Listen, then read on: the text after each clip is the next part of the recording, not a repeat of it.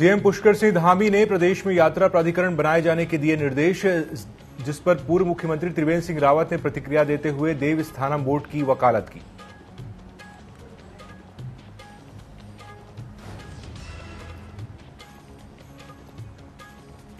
चारधाम यात्रा के लिए वाहनों को ग्रीन कार्ड जारी करने की प्रक्रिया तेज। अब तक बने 23,000 ग्रीन कार्ड। सड़क सुरक्षा को लेकर जागरूकता पर विशेष ध्यान।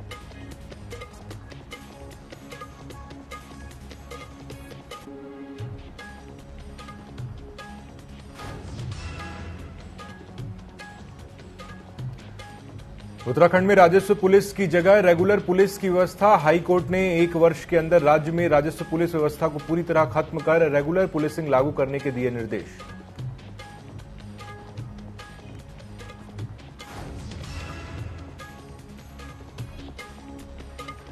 उत्तराखंड में बढ़ती गर्मी के साथ पेयजल की समस्या का निस्तारण। पेयजल संकट से निपटने शासन प्रशासन लगातार अलर्ट पर। समस्या को लेकर गर्मियों की शुरुआत में ही कंट्रोल रूम स्थापित।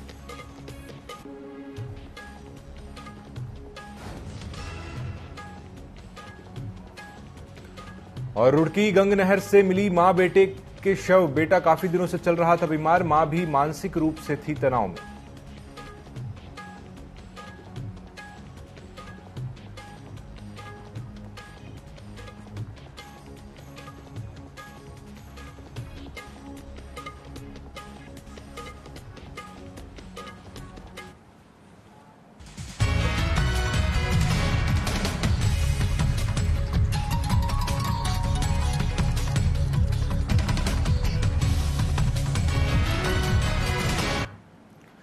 नमस्कार, उत्तराखंड विशेष न्यूज अपडेट में आपका स्वागत है। मैं हूं अंकुर शुक्ल और चलिए हेडलाइंस के बाद आप देखते हैं खबरें विस्तार से।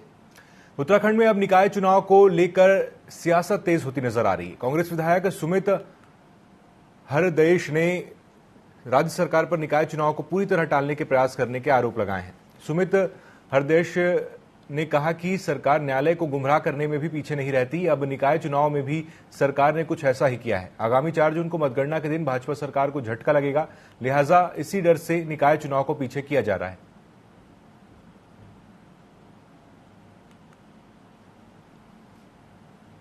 कोर्ट में जो साक्ष्य और प्रमाण देने चाहिए वो सत्यता पे देने चाहिए। तो सरकार को पहले कहना नहीं चाहिए था कि हम जून में करा देंगे। और हमें तो पता था कि तकनीकी तौर से, क्योंकि आचार संहिता ही जिस दिन शपथ ग्रहण होता है उस दिन हटती है, तो वो तो वैसे ही 6 जून के बाद होगा। तो अब किस सोच के साथ इन्होंने वो शपथ पत्र सम्मानित हाईकोर्ट में दिया, ये गंभीर विषय है कि सरकार कोर्ट को भी गलत अपने शपथ पत्र दे रही है और फिर पब्लिक में आके अलग बात कह रही है। तो मेरे ख्याल से 4 जून को जो झटका लगने वाला है, उस झटके की देरी और उस विलंब से के बाद ही विचार हो पाएगा कि निकाय चुनाव ये कब कराएं। झटका ज्यादा बड़ा लगेगा तो चुनाव और देर में होंगे, और झटका हल्का सा लगेगा तब भी और देर में होंगे, लेकिन झटका लगना इनको तय है, चाहे लोकसभा चुनाव या निकाय चुनाव।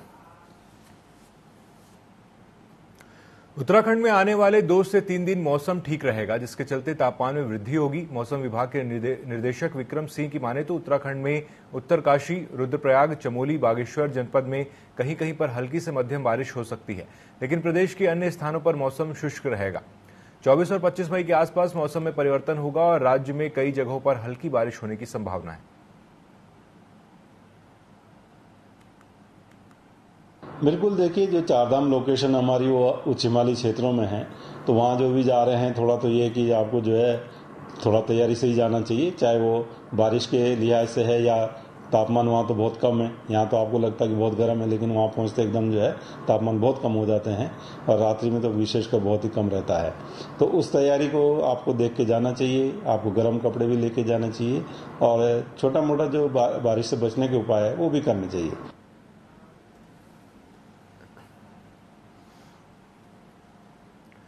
नैनीताल के स्थानीय लोगों ने पुलिस प्रशासन के खिलाफ मोर्चा खोल दिया है। जहां तहां वाहनों के चालान काटे जाने को लेकर कोतवाली का घेराव किया गया।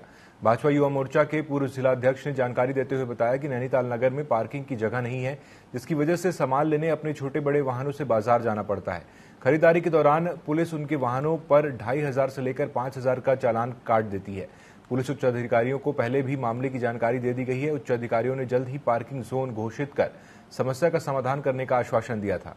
1 माह बीतने के बाद भी समस्या का कोई समाधान नहीं हो पाया है।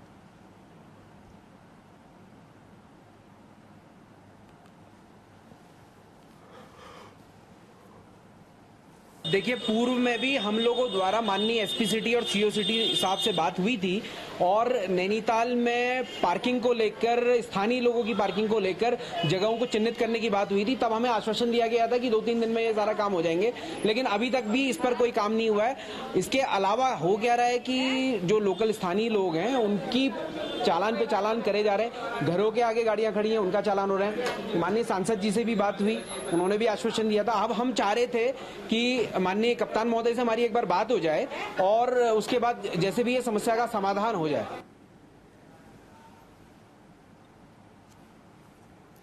केदारनाथ धाम में चोरों का गिरोह तीर्थयात्रियों को लूटने का काम कर रहा है। रात के समय टेंटों और होटलों में सोए तीर्थयात्रियों के कमरों में किसी तरह घुसकर ये लोग फोन के साथ ही सोना चांदी और नकदी पर हाथ साफ कर रहे हैं।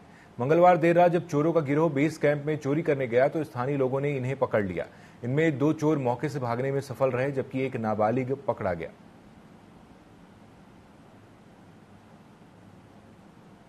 चढ़ाने के लिए चांदी का छत्र लेके आए हैं यहाँ से 3000 किलोमीटर देवरी से एमपी मध्य प्रदेश। वो भी चोरी होगी। सोने की 2 गुड़िया है, सोने के 2 गुड़िया है। आप देखिए दोस्तों, हमारे केदारघाट के लोग कोई चोरी नहीं करते हैं। कुछ गिरोह हमने पकड़ दिया है, कुछ अभी ऊपर है। ये नेपाली जो यहाँ पे वो कर रहे हैं, ये मोबाइल चोरी कर रहे हैं। भगवान के लिए चढ़ाने के लिए चांदी का छत्र लेके आए हैं।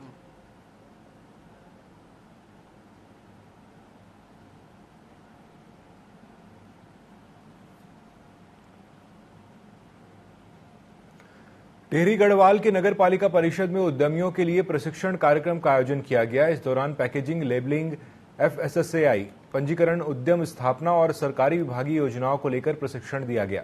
जिलाधिकारी मयूर दीक्षित ने संबोधित करते हुए ग्रामीण अर्थव्यवस्था को सुदृढ़ करने में स्वयं सहायता समूहों का अहम रोल बताया।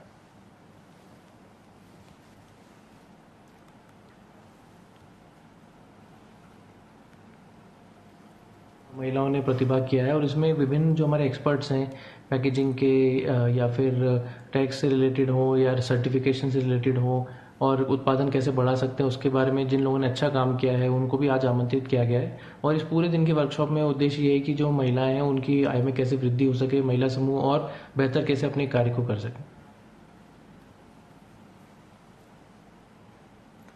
लोक सूचना आयोग ने दिनेशपुर पंचायत के अधिशासी अधिकारी पर 25,000 रुपए का जुर्माना लगाया है। जुर्माना सूचना के अधिकार अधिनियम के तहत 1 दिन लेट सूचना देने के जुर्माने के तहत लगाया गया है। अधिकारी सरोज गौतम ने जानकारी देते हुए बताया कि ध्रुव कुमार ने नगर पंचायत से बायलॉज की कॉपी की मांग की थी। बायलॉज की कॉपी उपलब्ध कराने में 1 दिन लेट हो गया, जबकि यही सूचना कुछ दिन पहले ध्रुव कुमार ने मांगी थी और उन्हें बायलॉज की कॉपी दे दी गई थी। अधिकारी का कहना है कि ध्रुव कुमार प्रतिदिन सूचना अधिकार अधिनियम के अंतर्गत सूचना मांगता रहता है।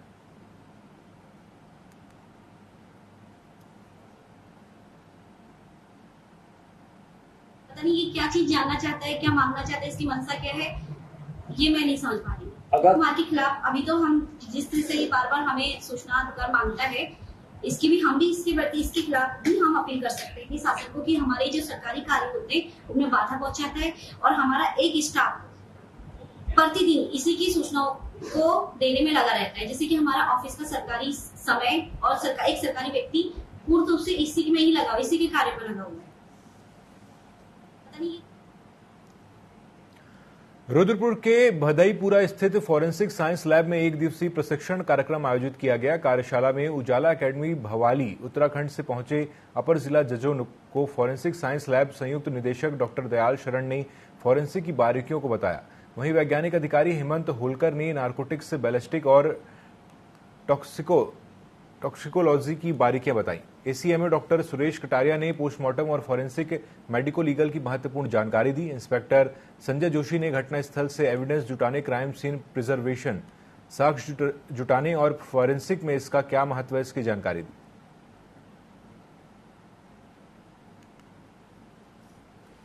विशेषज्ञों द्वारा उन्हें ballistic, toxicology, narcotics, document, cyber crime आदि तमाम विषयों पर जानकारी दी गई, बारीकियां बताई गई है। इस वर्कशॉप का मोटिव यही है क्रिमिनल जस्टिस सिस्टम में किस तरह से फॉरेंसिक का उपयोग किया जाए, क्या इसकी उपयोगिता है और किस तरह से फॉरेंसिक एविडेंसेस के आधार पर माननीय न्यायालयों द्वारा अपराधियों को दंडित कर उन्हें जेल भेजा जा सकता है। उधम सिंह नगर जिले के अलग अलग थाना क्षेत्रों से 2 लोगों की फांसी लगाकर खुदकुशी करने का मामला सामने आया है। पहला मामला ट्रांजिट कैंप थाना क्षेत्र का है, जहां पर एक महिला ने अपने किराए के मकान में फांसी लगाकर खुदकुशी कर ली। वहीं दूसरा मामला पंतनगर थाना क्षेत्र के नगला का है, जहां युवक ने अपने घर में फांसी लगाकर खुदकुशी कर ली। फिलहाल पुलिस ने दोनों ही मृतकों के शव को कब्जे में लेकर पोस्टमार्टम के लिए भेजा है और पूरे मामले की जांच शुरू कर दी है।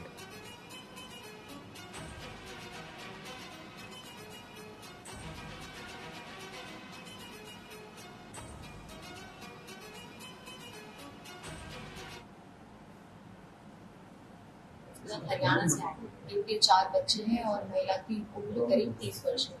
आज सुबह जब 4 बजे बाद सोने लगे तो उन्होंने देखा कि उनकी पत्नी ने सुबह छत पर फांसी लगा ली। बॉडी को परिवार द्वारा ही उतार लिया गया था, पुलिस को सूचना दी गई, जिसके बाद तत्काल पुलिस मौके पर पहुंची और बॉडी को हॉस्पिटल लेके जाया गया। पंचायतनामा की जो कार्रवाई हो चुकी है और पोस्टमार्टम की कार्रवाई की जाएगी। हरियाणा बद्रीनाथ धाम की यात्रा को सुगम और व्यवस्थित तरीके से संचालन को लेकर पूरा प्रशासन दिन रात जुटा हुआ है। यात्रा पड़ावों पर बिजली, पानी, शौचालय सहित तीर्थयात्रियों को अन्य जरूरी सुविधाएं मुहैया की जा रही हैं। धाम में अब तक 1,58,341 श्रद्धालु दर्शन कर चुके हैं। वहीं लगातार बड़ी संख्या में बद्री धाम पहुंचकर भगवान बद्री विशाल के दर्शन कर रहे हैं।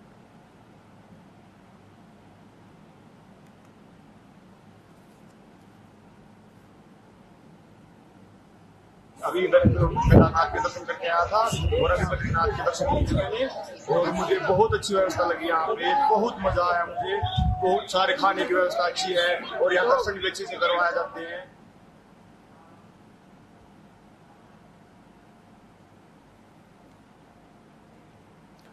पौड़ी डीएम को आबकारी विभाग की ओर से सूचना के अधिकार का जवाब न देने पर समाज सेवी ने अपील की अर्जी सौंपी है। दरअसल मलेठी स्थित श्रीराम एग्रीवेंचर शराब की फैक्ट्री में बीते 12 अप्रैल को बाहर से शराब आने की सूचना मिली थी।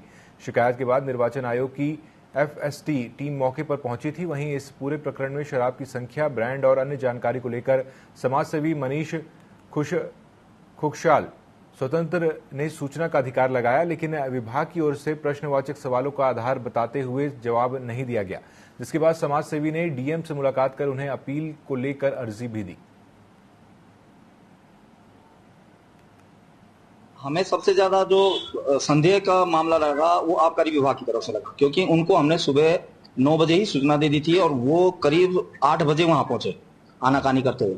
तो कहीं ना कहीं संदेह का घेरा था और इससे साबित होता है कि आबकारी विभाग जो है इसमें लाल लपेट कर रहा है। जो मामला था, एक श्रीराम एग्रीवेंचर फैक्ट्री जो शराब फैक्ट्री है जो विकासखंड एकेश्वर के मलेठी स्थित है, तो वहां पर अवैध रूप से शराब का भंडारण वहां पर पाया गया था। उसकी सूचना मिली थी, जिसको लेकर वहां पर लोकसभा चुनाव के दौरान उस फैक्ट्री को सील भी किया गया था।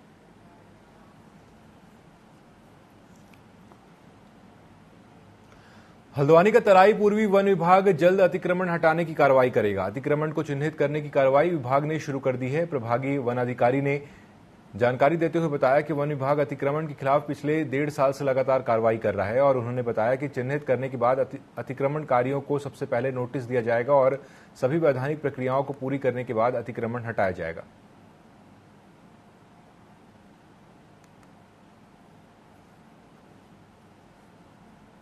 जी, प्रभाग अंतर्गत वन भूमि पर जितना भी अतिक्रमण है उसमें लगातार वन विभाग द्वारा पिछले 1.5 साल से कार्रवाई की जा रही है। उसमें काफ़ी भूमि अतिक्रमण से मुक्त कराई गई है।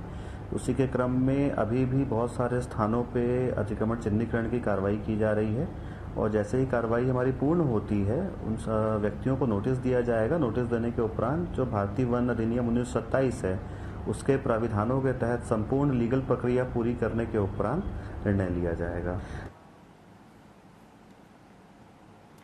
उत्तरकाशी में बीते दिनों निजी स्कूल की वैन में लगी आग के बाद परिवहन विभाग अलर्ट हो गया है। परिवहन विभाग स्कूल बस और वैन का फायर सुरक्षा ऑडिट करने की तैयारी में जुट गया है। ऐसे में अब परिवहन विभाग स्कूली वाहनों के ड्राइवर को फायर उपकरणों के उपयोग की ट्रेनिंग दी जाएगी। यह ट्रेनिंग 100 के बैच में दी जाएगी। हालांकि उपकरणों की जांच के लिए समय समय पर चेकिंग अभियान भी चलाया जाता रहा है।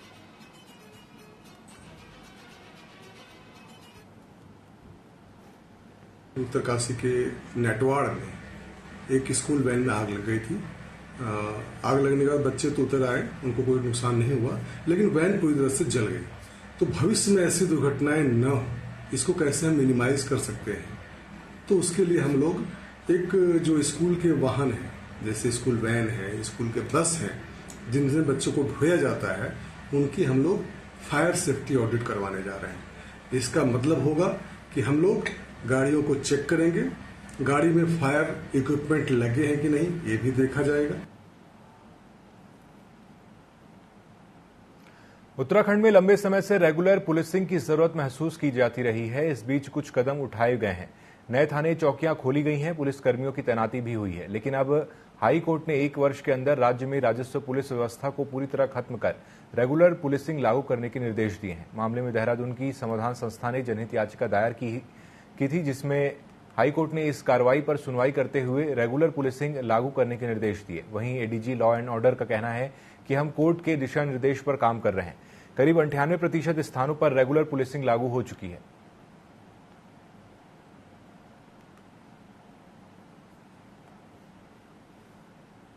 देखिए, फायदे की बात तो बहुत होगा, क्योंकि पुलिस जो है एक स्किल्ड फोर्स है, ट्रेंड फोर्स है, इन्वेस्टिगेशन के लिए सक्षम फोर्स है।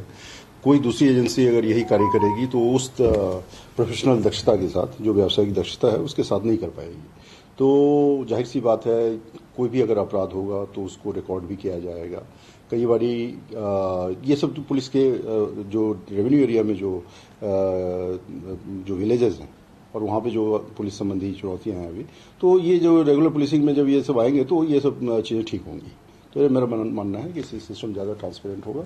आजकल आईटी का भी जमाना है, आप जानते हैं, जगह जगह सीसीटीवी कैमरे लग गए हैं।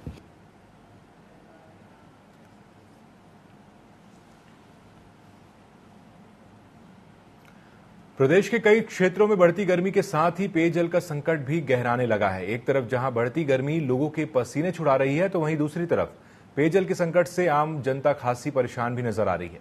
देहरादून में पेयजल संकट से निपटने के लिए शासन प्रशासन लगातार अलर्ट मोड पर नजर आ रहा है। जिलाधिकारी सोनिका ने कहा कि गर्मियों की शुरुआत में ही हमने एक कंट्रोल रूम स्थापित किया है। ऐसे में पेयजल से संबंधित इन दिनों जितनी भी शिकायतें प्राप्त हो रही हैं, उनका निस्तारण समय पर किया जा रहा है।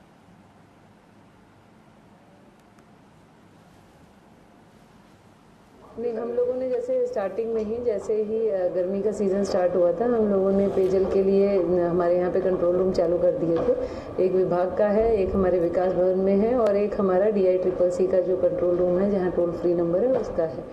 इसमें जो भी कंप्लेंट्स आती हैं डेली बेसिस पे, वो हम मॉनिटर करते हैं। इसके अलावा जो अलग अलग स्रोतों से जहाँ से भी हमारे पास शिकायतें आती हैं, हम लोग उसका निस्तारण करते हैं।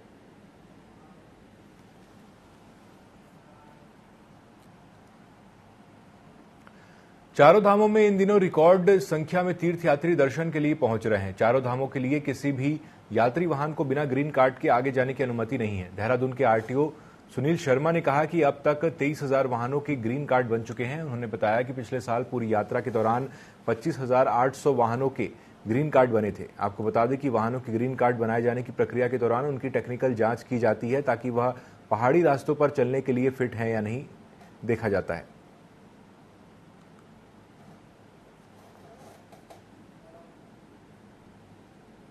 यात्रियों की सुविधा की दृष्टि से इन्फोर्समेंट और रेगुलेशन किया जाए, जिसके अंतर्गत हमारे द्वारा 4 हाईटेक चेक पोस्टें बनाई गई हैं, जो ये 4 मुख्य रूट हैं उन पर, जैसे बाड़वाला में, कुठाल गेट में, ब्रह्मपुरी में और भद्रकाली में। यहाँ पर हम गाड़ियों की चेक करते हैं कि क्या गाड़ी को ग्रीन कार्ड इशू है कि नहीं है, और जो भी यात्री बैठे हैं वो पूरी तरह पंजीकृत होने चाहिए और उनके दर्शन की डेट 2 दिन के अंदर होनी चाहिए।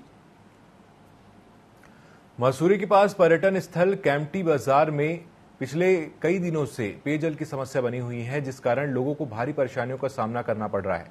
जल निगम के अधिकारियों ने पेयजल आपूर्ति को जल्द बेहतर करने का आश्वासन देने के बाद भी पेयजल आपूर्ति को सुचारू नहीं किया, जिससे लोगों में भारी आक्रोश है। बुधवार को कैंपटी में कनिष्ठ उप प्रमुख विकास खंड जौनपुर के नेतृत्व में हुई बैठक में तय किया गया कि अगले 2 दिनों तक अगर केम्प्टी बाजार में पेयजल की आपूर्ति नहीं की जाती तो एक बड़े आंदोलन की रूपरेखा तैयार की जाएगी।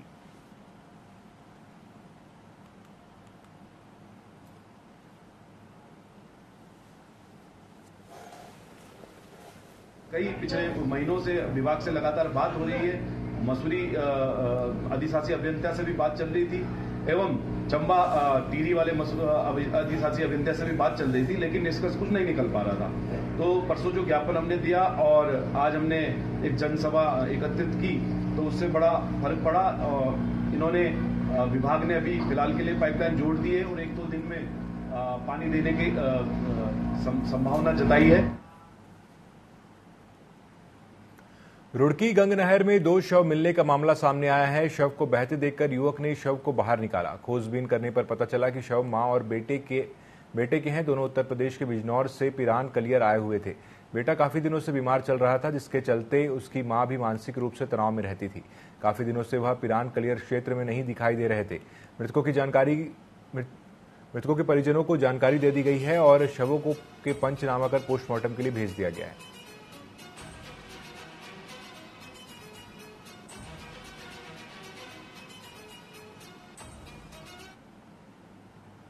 ये कलियर से लापता थे 10 दिन से। ये दोनों माँ बेटे थे, इन दोनों ने हाथ बांध रखा था। दोनों हाथ बांधे कूदे। बेटे दिमाग से मेंटल था, बेटे की चक्कर माँ कूदी हाथ बांधे। ये बिजनौर से रहने वाले कलियर हाजिरी पे आई हुई थी। 4 नंबर सूचना मिली थी, मंगलोर थाने में फोन आया था। पहले तो पूरी दुकान पे उधर से पार्क से बैठते हुए गई है। इसके घर वालों का नंबर आया था, मेरे घर वालों को बात करी है। तो घर वालों ने तब पहचान करी तो हमारी इन दोनों ने अपने बताई, तो आपस में नाम पे जाते इनकी बॉडी निकाली दोनों की।